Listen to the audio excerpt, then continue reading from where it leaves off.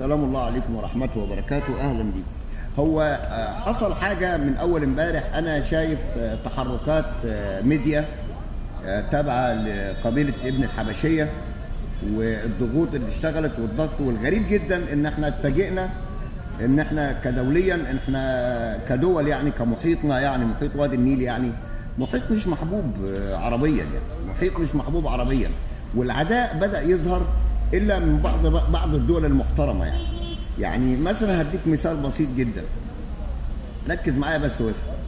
النهارده مين اللي مع اثيوبيا ومين اللي ضدها في العروبه؟ يعني انا شايف ان يعني هناك دول كثير جدا مع اثيوبيا، دول عربيه كمان. يعني امثله مثلا في عز الازمه اللي احنا فيها دلوقتي، المغرب، المملكه المغربيه بتعقد اتفاق عسكري مع اثيوبيا. طب ايه اللي جاب الشرق للغرب؟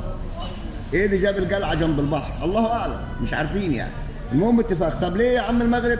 قال لك عشان مصر قعدت مع جبهه البوليساريو في الجزائر، اللي هي موضوع الصحراء المغربيه ومش الصحراء المغربيه، يعني عمليه تلكيك كده، احنا بنتلكك على بعض جامد قوي.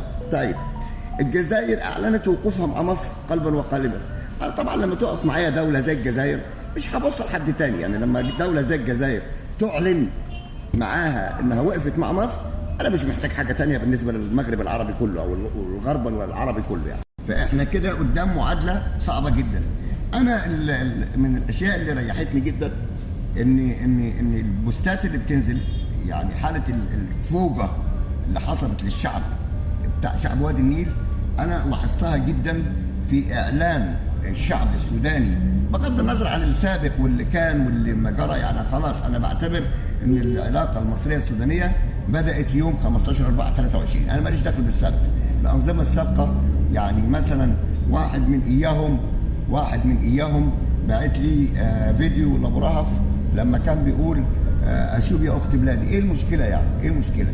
دي مرحله وانتهت، فما تحاولوش تضربوا اسفين بيننا وبين بعض. احنا كمصريين وسودانيين انتوا تضربوا اسفين بينكم وبين بعض ماشي، لكن الصوره المنقوله الان ان الوضع اصبح في قمه الاشتباك جدا، الوضع مشتبك جدا، الوضع دخل في مرحله توليع، ولعت، يعني ولعت يالا زي ما بيقولوا المصريين. فالان المرحله القادمه مرحله مرعبه. انا يمكن لما انزل هعمل لكم مقارنه وفقا لجوليبال فاير ما بين القوه المصريه والقوه الاثيوبيه، الجيش الاثيوبي والجيش المصري.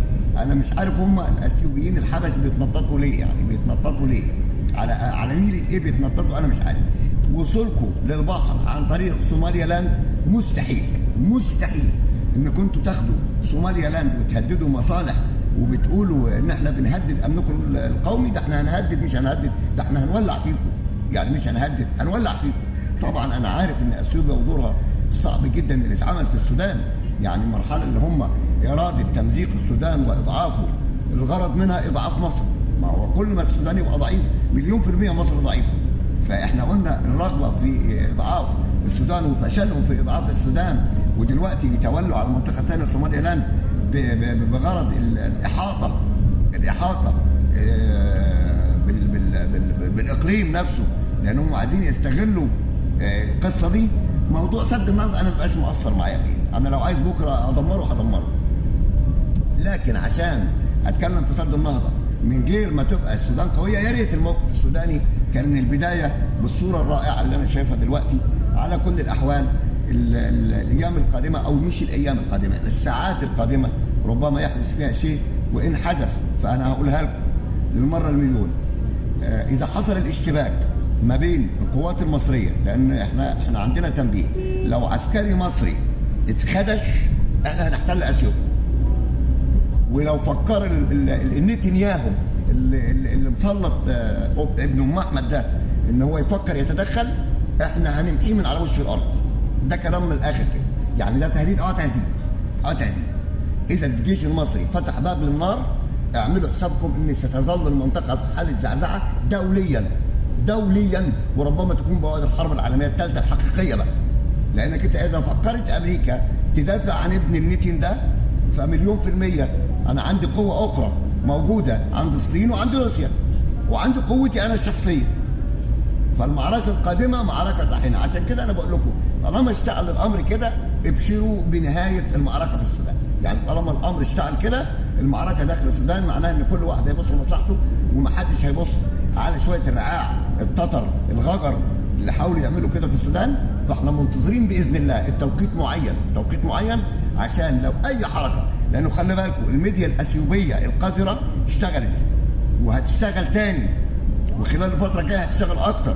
فنعمل حسابنا للي جاي، ويا ريت يبقى فعلا الوضع زي ما احنا متصورينه، ايدينا في ايدين بعض، عشان هنقدر نلغي اللي عايز يعمل نفسه زعيم على افريقيا، لانها كلها 3 شهور او 4 شهور والاتحاد الافريقي يتاخد منه، وهترجع مصر والسودان هي اللي هتسيطر على افريقيا.